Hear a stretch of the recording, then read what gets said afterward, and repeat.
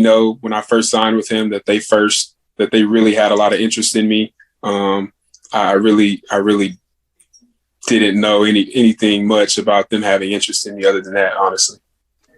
Joe Rudder, Trib. Yeah, I just want to ask, when you went to A&M, was it as a guard and then you moved out to the left tackle, and was that much of an adjustment? Hey, Joe. Yeah, I started at guard, and I eventually moved to tackle my third game of the season. And it honestly wasn't a hard transition at all. I think it was within one practice, like literally from guard to tackle. And I burned my red shirt that week. So just the coaching style we have at A&M, we kind of have that, I guess, NFL mentality, next man up. So you got to be ready to play every single position. Jenna Harner, WPXI. Hey, Dan, congratulations. Just what does it mean to you to be a Pittsburgh Steeler, and what do you know about the Steelers? Hey, Jenna. It means everything, honestly. Growing up and watching them win the Super Bowl, playing in Super Bowls. I mean, obviously, I know the history of the black and yellow. Being a football fan myself, knowing the tradition, it runs deep down there, or shall I say up there with football. So I definitely know people up there are very serious about the NFL team that they have, and I look forward to continuing that.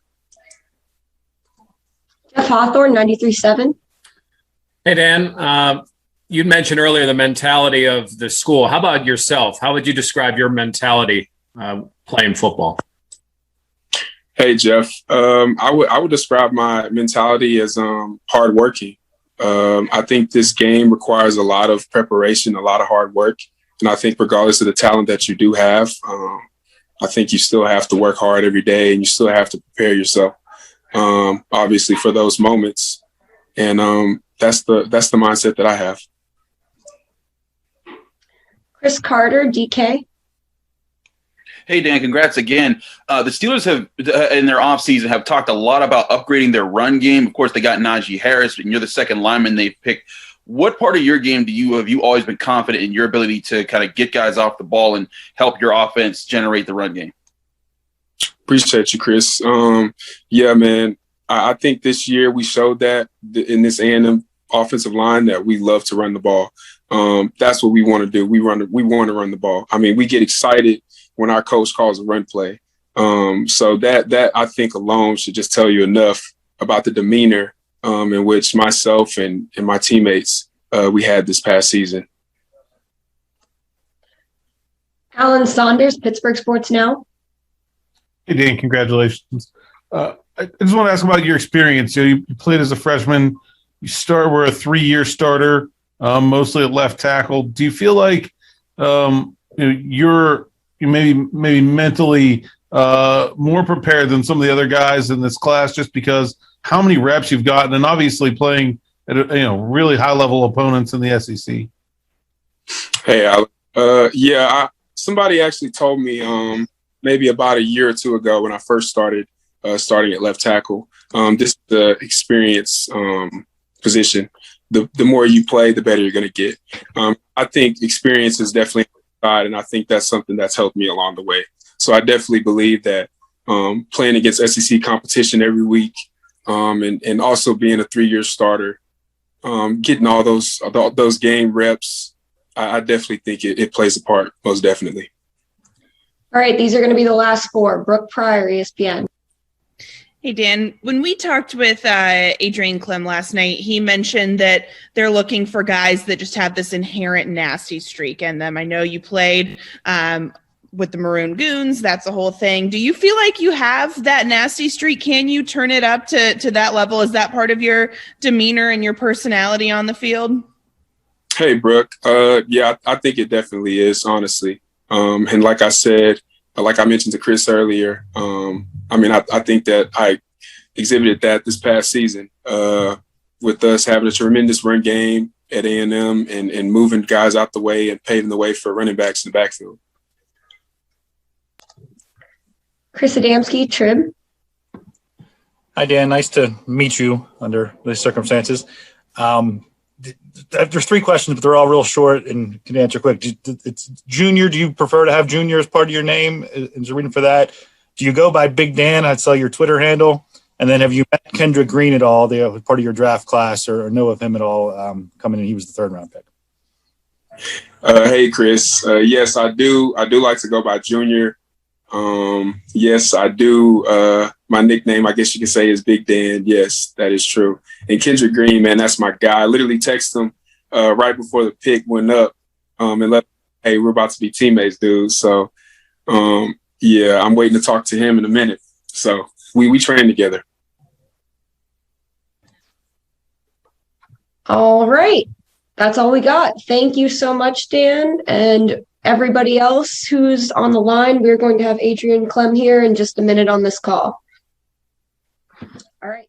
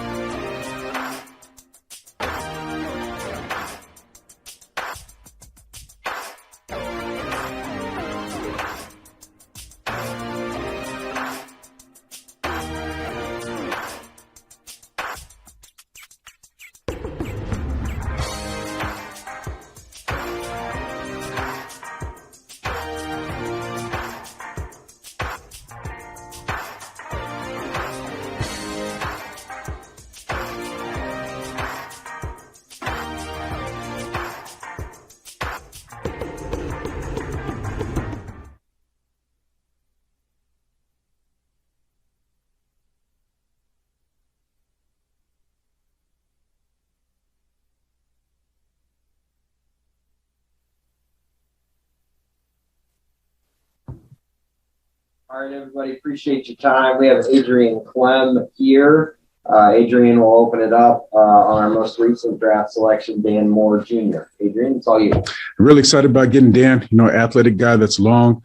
He's a very mature player. He's been a long time starting in the SEC, competed at a high level. Just very exciting to get somebody that has some position flexibility in terms of playing on the right and left. He's a guy that's focused primarily on the left, but he's capable of playing on the right. And just that adds, depth without adding numbers. So just really excited about this. All righty, we'll get started with Mark Caboli, The Athletic. Go ahead, Mark.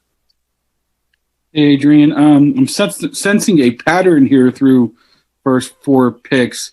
Was that the plan, or has this draft just broke in the way that you were able to get some of the guys you were looking for?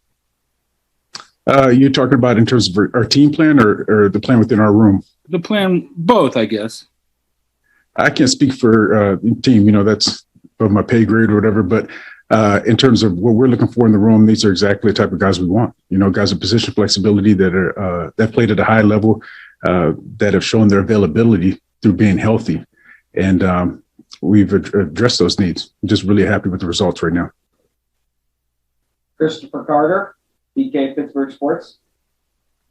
Hey, Adrian, can't help but notice Dan has a lot of experience playing in zone blocking schemes and being kind of a run-first guy that does get things going a lot like Kendrick. How much of that was weighing in on decisions on you guys and who you guys liked to add to your room this year?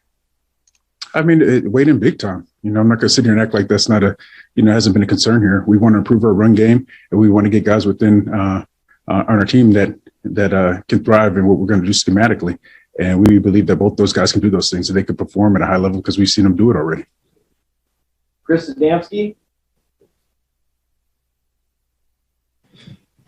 Does he, the nastiness quotient or whatever you were talking about yesterday in terms of the mentality, he talked about how he likes running the ball, or likes when a running play is called, that kind of thing. Is that his personality is a little more laid back than Kendrick was, but does he have that on the field?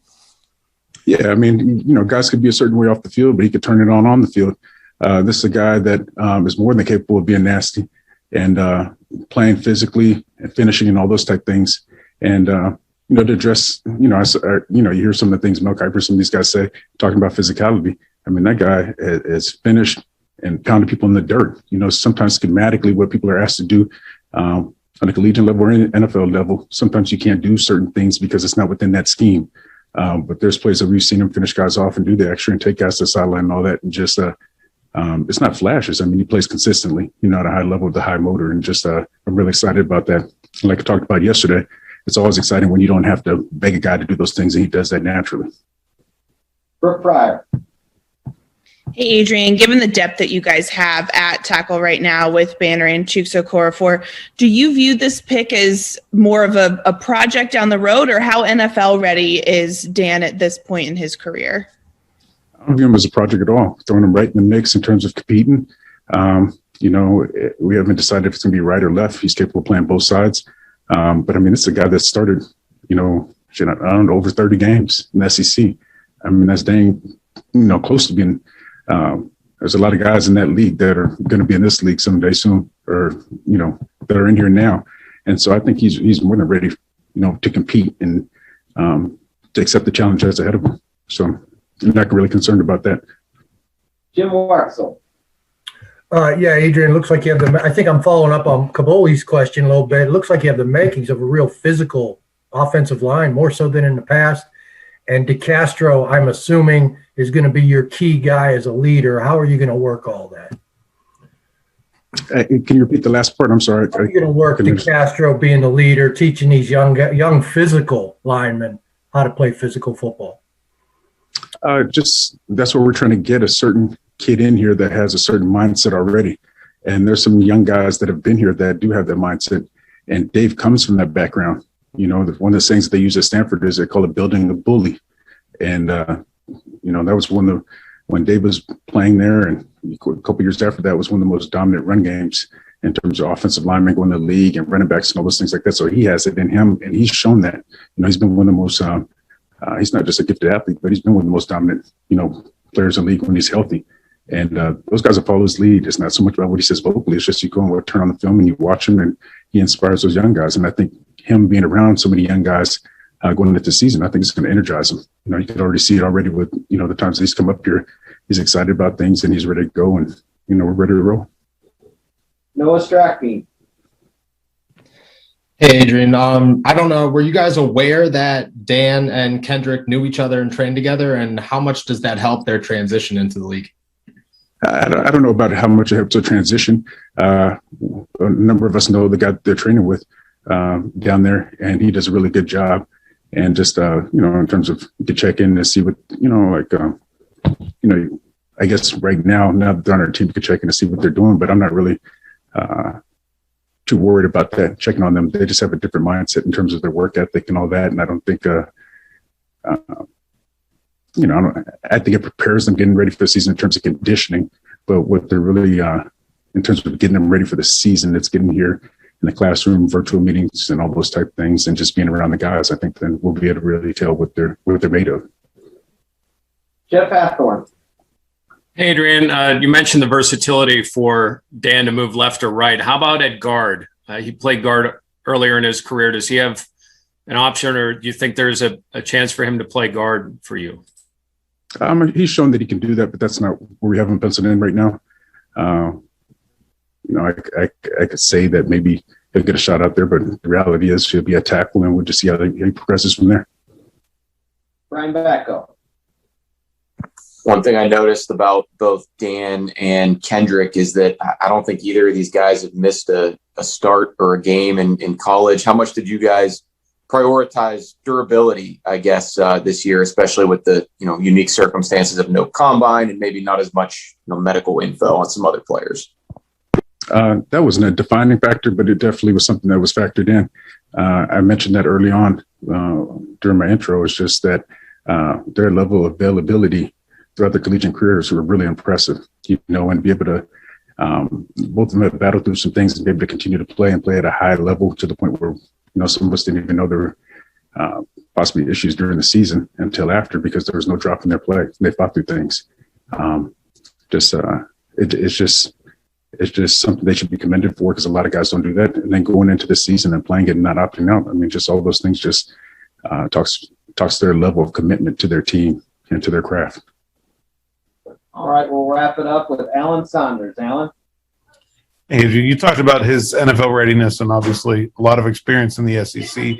Was that something you were specifically looking for at the tackle position when you went into that draft? I mean, I know you guys got Joe Haig, but you don't really have like a ton of younger guys with much experience that seemed ready to step up if you did have an injury or two this year. You're just looking for guys that, like you talked about, just guys that are athletic, can do the things they'll be asked of, that show some physicality, that show a high level of competitive spirit, that can play with poise, just want to compete, and just those are things sometimes you're projecting. Maybe it's a guy that's only played 12 games, but then anytime you have something like this where these guys are 30 plus game starters and big time, conferences, I mean, that is a positive, but it's not something that you're really looking for. But it is a definite positive that, you take into account when you're evaluating these guys. All right. Thank you, everybody. We'll be back with you here shortly.